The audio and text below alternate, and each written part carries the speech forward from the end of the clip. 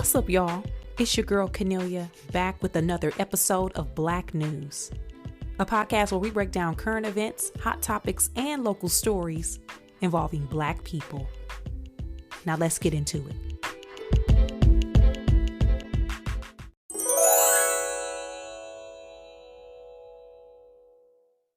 Hello, y'all. Hello, hi. Hello, is it me you're looking for? Okay, word to Lionel. Word to Lionel. Hello, is it me you're looking for? Happy, whatever day it is you're listening to this. Welcome back, guys. Another day, another dollar, another episode of Black News. We are we in the thick of it. Yeah. Before I get into the topics though, thank you all for, like I mentioned on last week's episode, sticking by me through thick and thin, child, because I thought I had it figured out, the solution. I recorded last week's podcast and baby, it almost didn't get uploaded as well. Y'all, the devil is busy. Y'all, I think it's the devil. Okay. I think some being, something trying to hold me back from uploading these podcasts. I couldn't even do like I said I was going to do and tag on the clips that I recorded weeks ago. Because like I mentioned, I was like, you know what? I got these clips. I was supposed to release them, but I couldn't. I'm going to add them to this episode. Y'all, when I went to add them to the episode, it wouldn't let me upload the episode with the added clips. So I couldn't even, y'all, it's just, listen, it's the devil. I know the devil when I see him. Okay. So we still here. I'm still here, Tisha Campbell. I'm still here. Okay. I'm going to keep sticking it out. I'm also still here and going to keep thugging it out because with everything that is going on with the Supreme Court basically setting a flame to the Voting Rights Act, and with different states in the South immediately putting a plan together to change their maps, their voting maps, and gerrymandering to the 100th degree. I've been really thinking about what everybody's role is going to be in this upcoming, I would say, decades long journey.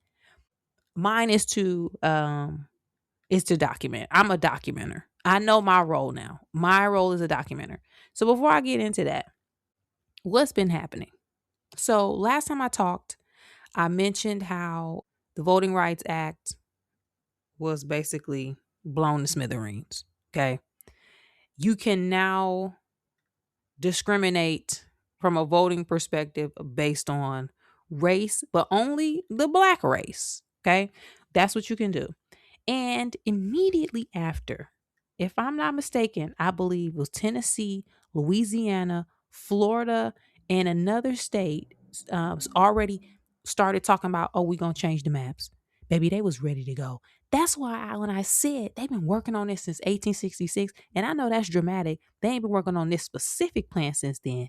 But when I tell you evil knows how to mobilize, they've been working on this. They had it ready to go, which tells me they knew, they got the word down from probably the Supreme Court that, hey, yeah, we're gonna go ahead and do this. Be ready. So once that happened, all hell broke loose, right? If you're on social media, you probably saw real life footage from people on the ground in Tennessee when the vote was happening. We specifically saw the likes of Justin Jones and Justin Pearson. Those are both representatives in different districts within Tennessee. Justin Jones represents District 52 in Nashville. Justin Pearson represents District 86 in Memphis. They were there documenting, as well as other people within politics or influencers, anybody who can be just boots on the ground to fight back or attempt to fight back what was happening in real time. To the point specifically, Justin Pearson, he's the one with the afro. Y'all know it's like the two young Black men who have been in the news. Remember they tried to take their seats a while ago?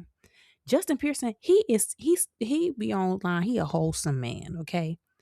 Y'all, they had him on camera. This how real it got. And this, listen, this the type of energy we need. Like this what I'm talking about. Y'all know that Jill Scott gif or that video where she be like, "That's what I'm talking about." I don't think people. This show me he know what time it is, like what's happening and where we headed. A lot of people ain't got there yet, and that's not a lot of people's job to be doing this. But he's on camera, wholesome guy, But they were in uh the state house, the courthouse, wherever they were. I don't know what the specific location they were in. It was pandemonium though. And the state troopers, the police, the popos, the man was attempting to push, escort, force some of the black lawmakers, the representatives, protesters, media, and the like out. At one point, one of the police officers grabbed him and was trying to pull him out. And he, y'all, you can't tell me that one of his ancestors was channeled through the soles of his foot out through his mouth, and he literally turned to that police officer and said, "What? Get your hand!" He snatched his hands off him, and he said, "The fuck is wrong with you, boy?" And was in the face. Listen, that's what we need in this moment in time.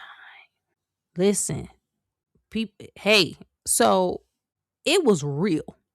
And it speaks to us needing to quickly get into a mind shift. We got to quickly shift our mentality because people walking out, taking videos of the lawmakers or the reps or whoever whatever their titles are, right? Who made the decision to be able to now gerrymander black people up out of having any fairness or equity within voting in the state of Tennessee. Y'all, the smiles on their faces and the glee and the sheer joy and the evilness behind the looks on their faces.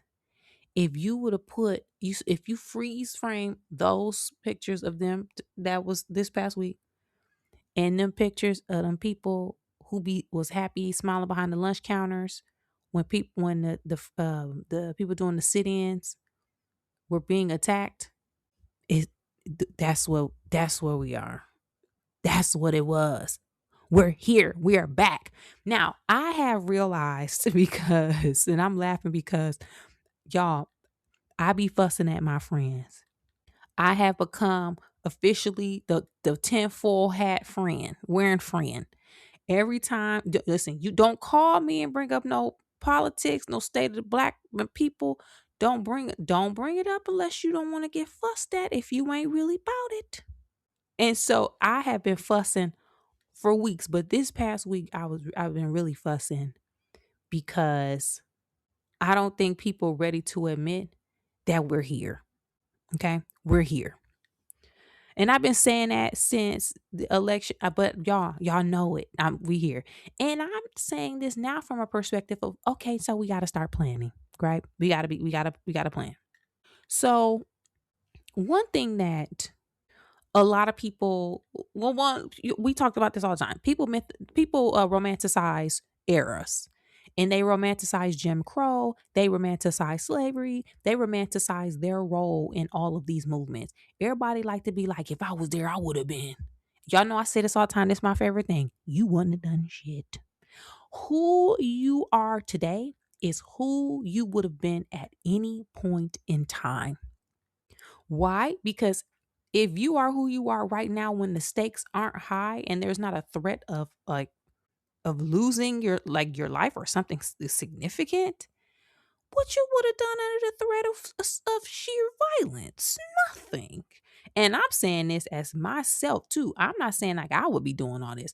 I know I am not rising to the level of our ancestors when it comes to bravery. But people romanticize this. So when I say What's our plan and what's next? First, we have to admit that we are now in the era that is similar to when Jim Crow kicked off, right? When Reconstruction happened, and I'm so sorry if I'm repeating this. I probably talked about this last week and the week after, but we're gonna keep going with this, right? Because now we gotta push forward.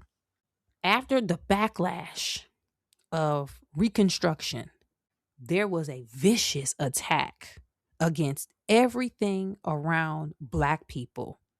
We have to be prepared for and plan that the same thing will happen at all levels. I know people be like, that ain't gonna happen to us because the times are different. Maybe you got to be prepared. Okay. So, first, we need to study Jim Crow. I know before we were talking about at some point studying Nazi Germany. No, no, no. We need to study Jim Crow and study what was happening on a micro level. We do high level discussions about Jim Crow all the time. Oh, it's bad. People couldn't vote. And, hardships, poverty, redlining, jobs, all of this, right? But we don't get down to the tax of the nitty gritty. Lynchings. People have this. I don't think people know how serious and how widespread lynchings were. On average, up until the top of the 1950s, a Black person, man, woman, or child was lynched on average of every 3 days in this country. It wasn't just 10, 15, 20 people being lynched. Over 4,000 plus have been recorded up until now. And there are more that need to be documented, but they can't because they don't have access to the information. It wasn't documented. People didn't report it. Who you going to report it to? So we need to start studying things like that. Not to inflict trauma or pain. We have to start thinking of contingency plans in case people start that crazy shit. We have to plan about what's going to happen with voting overall. Yes, they are gerrymandering. Okay, what's going to be the plan in our communities to bus people to polls, to make sure that more people are registered, to make sure that day of they don't show up with no armed militia trying to dissuade or discourage people from casting their ballots? What we going to do if they change polling locations at the last minute?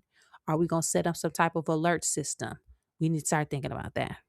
Okay. We need to think, what we gonna do if they start attacking HBCUs?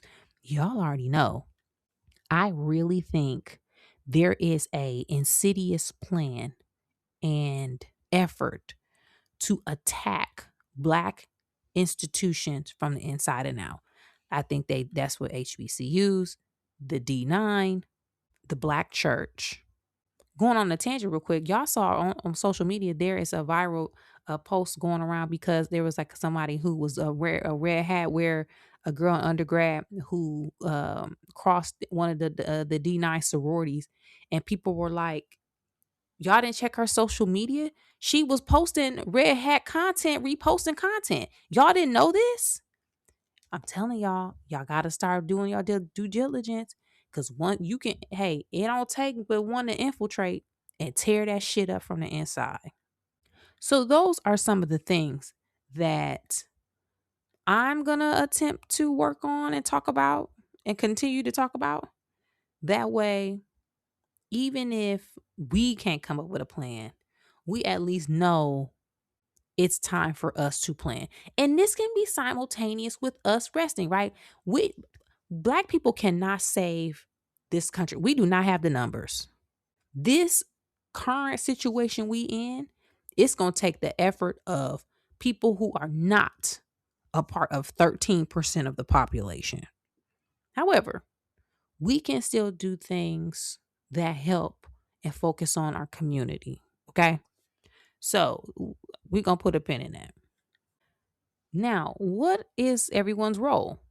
Okay. Now that we're entering what seems to be this new era of Jim Crow, I posted on social media. This is his grandson, Jace. Not to be trying to be funny, but baby, this is the 2026 version of Jim. His grandson, Jace Crow, is here, circa 2025 through indefinitely, okay, through TBD. So as we enter Jace Crow, everybody got a role. And this is similar to years, not to say years ago, I feel like an eternity ago, when we were talking about protesting and was it during Black Lives Matter? I don't know if it was that far back. Who knows? Something was happening affecting Black people. And I was talking about roles. Everybody got to play a part. And also, everybody ain't going to get in the field. Some people, this go back to the romanticizing thing. Again, I talk about this all the time, y'all. Y'all know I'm going to repeat myself. We have to remember during the bus boycott, during the freedom rides, during the sit-ins, during the March on Washington, Selma, all of those things, everybody wasn't on board. Everybody wasn't marching. You had some people on that bus talking about I'm a rider, I gotta get to work. It ain't gonna work anyway. Still on that bus, but you don't need all. You need a few dedicated people. And everybody ain't gonna be down with it. But some people are, and everybody has a strength, a role. You got people who are donators. We heard the story about how was it Barry Belafonte? Somebody was flying across the country with a bag full of cash to get to the civil rights movement so they can have some more money to do what needs to be done so they can keep working. You had Jane Fonda and them coming up with money. Like some people gonna be kicking in the cash. That's their piece. Hey, I ain't got the the ability to be out there, but I can kick you a couple dollars. Okay. That's some people.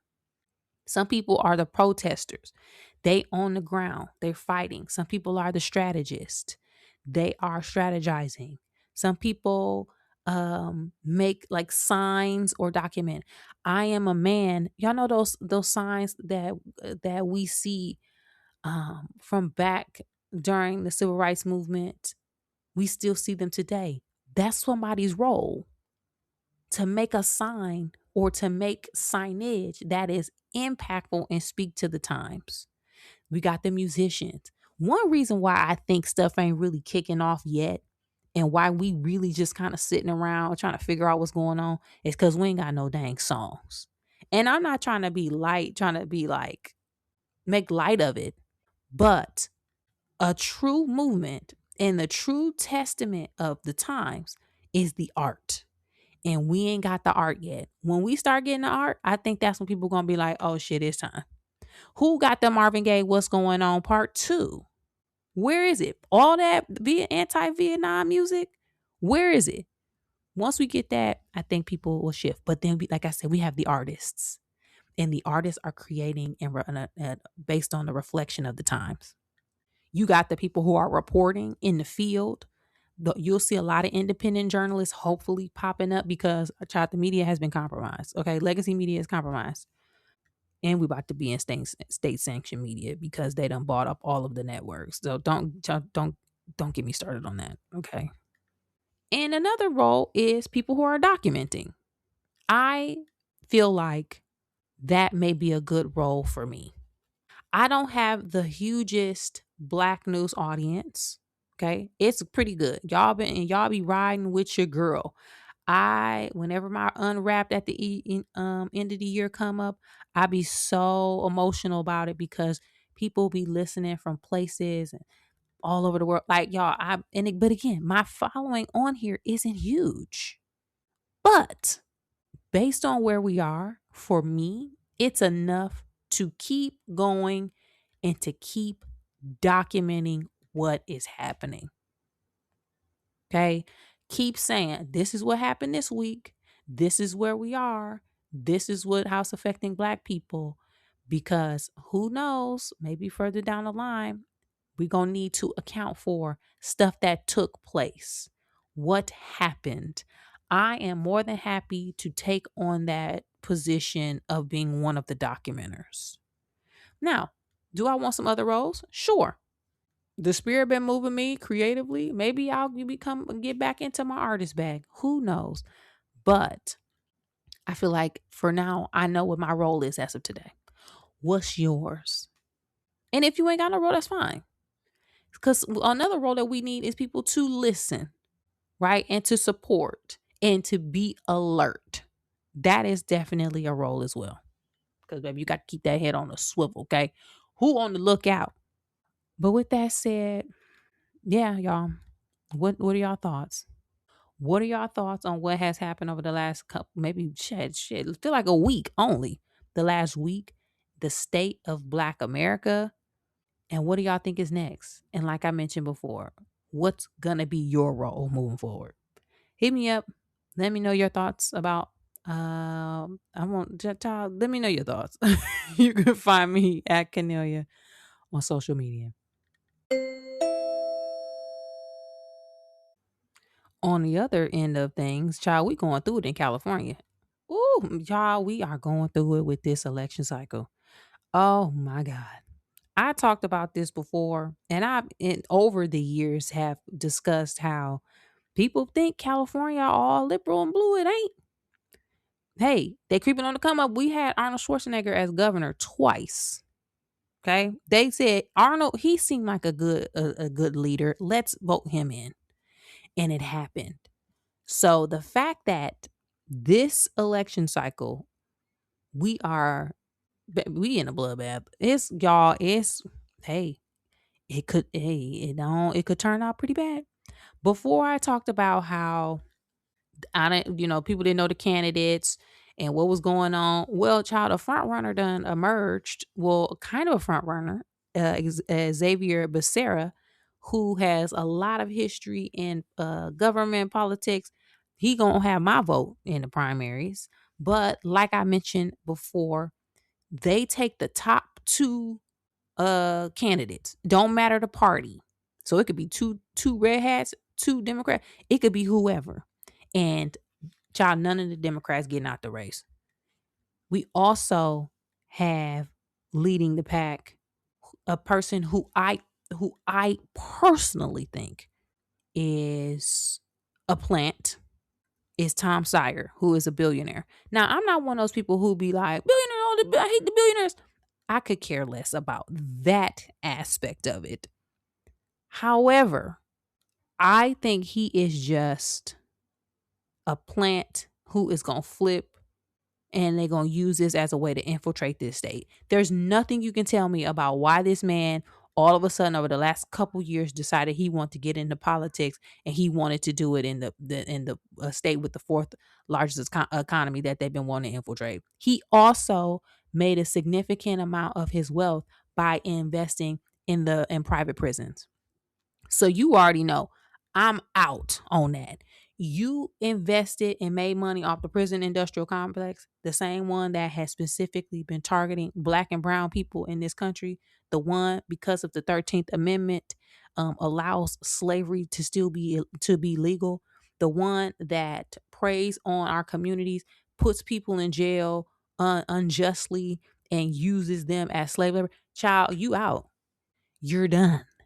So we are currently, child, hey, it ain't now, one thing that this has highlighted for me, but looking on social media and hearing people talk, child, y'all ain't gonna never learn. Y'all, and I'm not talking about Black news listeners, but y'all ain't gonna never learn. Y'all ain't gonna ever learn. Because what do you mean you want the guy who got made money off of private prisons and fossil fuels? What do you mean? What do you mean? I posted this on threads. I posted it on threads. What do you mean for the mayor of LA? You're considering voting for the unqualified reality TV personality. What do you mean you willing to try that again after everything we've been through? Y'all ain't gonna ever learn. Y'all are never gonna learn. So, child, keep us lifted. Okay. So the candidates for mayor, the top ones, Nithya, I don't remember. I can't pronounce Nithya's last name. Okay. Karen Bass, who is running for re-election, and Spencer Pratt. He's the one who was on, I think, the OC. Like, get out of here, buddy. Get out. To me, it's down to Nithya and Karen Bass. Personally, I'm voting for Karen Bass again. I will say this. I'm voting for Karen because one, we need somebody grounded in that position. I think the expectation on her and any mayor is unrealistic in a city like LA for certain issues because people just don't realize, honestly, some things are out of her control. Like job loss. What's she gonna do? She don't run the entertainment industry. Significant amount of job loss in this country is due to what is happening in the entertainment industry. What they got to do with Karen Bass? Homelessness. Child, people been living on the streets out here since before she been in office. And you telling me nobody has been able to fix it, but all of a sudden, because she didn't fix it, she the problem? Baby, y'all could never get them people off the streets. And let me tell you, I keep saying this. What it would take to clean up homelessness is something that we don't want because the Giuliani was doing that. He was just locking people up. We don't want that. People also locally be blocking efforts to house the homeless because they don't want homeless people in their neighborhoods. Let's talk about it. Affordability. Child, what is Karen Bass going to do herself about affordability that nobody else was able to do and nobody will be able to do beyond that? So, and again, there may be plans to chip away at some of these things, but there is an unrealistic expectation put on Black women to be the ones to solve the problem when none of their predecessors were able to do it as well. So that I'm supporting Karen Bass. One thing I do want to see more of though from Karen. Karen is very grounded and she is very direct, but she is not I would say loud, but like she has a very chill personality. In this next, if she gets elected, when she gets reelected, I want to see and I need to see that dog come out. We need wartime leadership and I need to see her turning up on these N-words. I need to see it, Karen. I need you to be checking people. When it come time for the Olympics and people be out here meddling and acting, talking crazy, I need you to rise up and I need you to be checking. That's what I want to see Karen in her second term.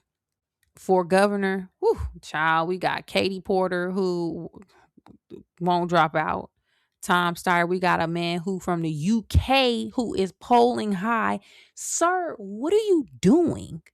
We got a man who is wearing a red hat who was an oath keeper. I mean, y'all, it is out of control out here. We are going through it. Please pray for us. June 2nd is the election, and we fighting election rigging. Because don't get me started with them, with that Elon. You know, he had, hey man, don't get me started. So y'all just keep us lifted. Because after June 2nd, we'll see what's going on because if our economy tank, hang it up flat screen. And I'll keep giving you guys updates because again, June 2nd will be here in no time. Side note, I believe there's going to be like an LA Mayor forum, virtual forum or panel discussion that may be very informative. I will work on trying to get the link out to people if people are interested in seeing what was going on from the mayor's race perspective. But child, we'll see. TBD. What do you all think though? Are you praying for us? If so, thank you. If not, start today. Hit me up though. Let me know what you think about it. You can find me at Cornelia on social media. Lastly, I want to just quickly highlight, and I'm a preface this with I did not watch the full roast. But there was on Netflix a lot of comedy this past couple weeks. One, Funny AF, presented and hosted by Kevin Hart. It was a reality show for stand-up comedians. The winner, Ron Taylor. Shout out to Ron Taylor. Listen, Ron, one of the OG comedy comrades from this whole time I've been in LA. They were fighting for, I won't say fighting, but competing for a Netflix special and just some more exposure and notoriety as it relates to them individually as stand up and for the art of stand up comedy because it's been taking a hit. And then there was the roast of Kevin Hart. So starting with Funny AF, I had a few colleagues who were on this show. I'm so happy for all of them. They all did a fantastic job. I popped in and out of watching it every now and then, but I made sure to vote in the final couple rounds. I have done stand up at some point with a lot of them, and it was just really nice to see colleagues out there doing it, even with me currently being on hiatus from stand up comedy. So, shout out to that. Then the roast of Kevin Hart, which happened just a couple days ago, has been getting having all of the conversations specifically around what people deem fun is funny and how far is too far, right? There with the roast, people gonna take it there. They gonna take it all the way to the limit. But I'm only talking about this because it really spoke to, and also the Netflix is a joke comedy festival was just in LA like this past couple weeks. So it was a lot of stand up. But this reminded me and triggered me a little bit because it really brought to the forefront of why one of the reasons why I'm on hiatus.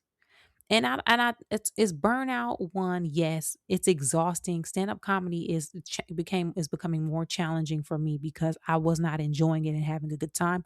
But one of the reasons why I was not enjoying it and having a good time, especially doing stand up and having to get reps in LA, because I don't necessarily want to be on the road every weekend doing 1,000 freaking shows. I don't want to do that. But it's some of the comics and some of the people that you need to interact with or at least need to be around in order to be on said shows. Meaning you go to the comedy club, they around. You ain't got to talk to them, you ain't got to do, but you around. And at 43 years old, I don't want to be around nobody that I don't like or respect. So when I was watching this and hearing the type of jokes and hearing people think racism is like funny and trying to toe the line, me, I'm not dealing with none of that. It got to the point where when I was still doing stand up, I would be, I won't say really vocal, but I will be making it known in these spaces that racist shit ain't gonna fly around me. We not playing that. Because racism necessarily isn't a punchline. That's the thing. And just watching a little bit of it reminded me, I was like, oh, that's one of the reasons why I stopped. I just don't have the spirit to sit still in that environment. Right. So for my sanity and my, hey man, for y'all's sake, that was one of the reasons I had to pull on up out of there. Which is unfortunate that an environment can affect someone's desire to create in the space. So I just want to bring that up because there's been a lot of discourse that it triggered me. And I was like, you know what? Let me put some context behind it. But let me know, did you guys watch? What did you think? Cat Williams was there. Y'all know Cat and Kevin got beef. So him being on there, they must have paid him a rizak because Cat. I saw Cat Williams. I was like, oh, okay. He got that money. But let me know what you think. Let me know your thoughts. You can find me at Canelia on social media.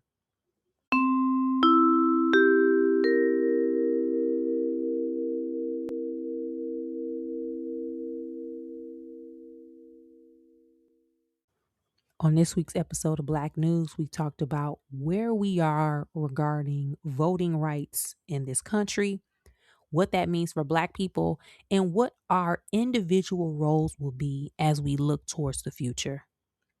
Also gave a quick update about what's going on regarding California elections and how we out here going through it, child. Make sure y'all vote by June 2nd. And lastly, I gave a quick update on a lot of conversations around stand-up comedy, especially as it relates to me and my own personal journey where I am within the craft at this moment. Let me know your thoughts about all of these topics, Summer None, and I'll check back with you guys next time.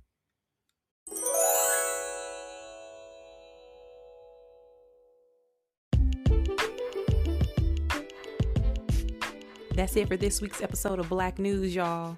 Thanks again for supporting the podcast by sharing, liking, subscribing, and rating 5 stars on your favorite podcast app. To find more information about me, you can check me out at Cornelia on social media, as well as on my website, which is cornelia.com.